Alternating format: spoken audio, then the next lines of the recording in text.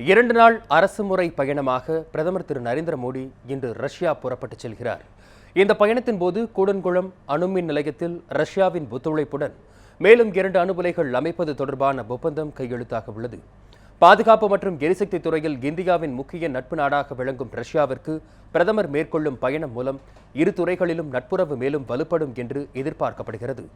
நாளை ரஷ்ய அதிபர் புதினை பிரதமர் திரு மோடி சந்திக்கும் போது இந்திய ராணுவத்திற்கு அதிநவீன ஹெலிகாப்டர்களை ரஷ்யாவிடமிருந்து வாங்குவதற்கான ஒப்பந்தம், கூடங்குளம் அணுமின் நிலையத்தில் 5 மற்றும் 6வது அணு உலைகளை ரஷ்ய ஒத்துழைப்புடன் அமைப்பதற்கான ஒப்பந்தம் உள்ளிட்டவை கையெழுத்தாகும் என எதிர்பார்க்கப்படுகிறது. பிரதமரின் ரஷ்ய பயணம் குறித்து கருத்து தெரிவித்த வெளியுறவுத்துறை செயலாளர் திரு ஜெய்சங்கர், அடுத்த 10 ஆண்டுகளில் இந்தியா ரஷ்யா இடையேயான வர்த்தகத்தை சுமார் 2 லட்சம் கோடி ரூபாயாக உயர்த்த வேண்டும் என்கிற இலக்கிற்கு மோடியின் பயணம் உதவும் என்றார். நேதாஜி குறித்து ரஷ்யாவிடம் உள்ள ரகசிய ஆவணங்களை வெளியிடச் செய்வது குறித்தும் பிரதமர் பேச்சுவார்த்தை நடத்துவார் என ஜெய்சங்கர் கூறினார்.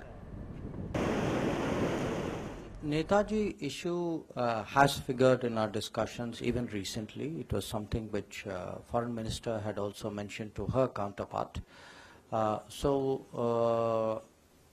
I think let's wait and see what happens.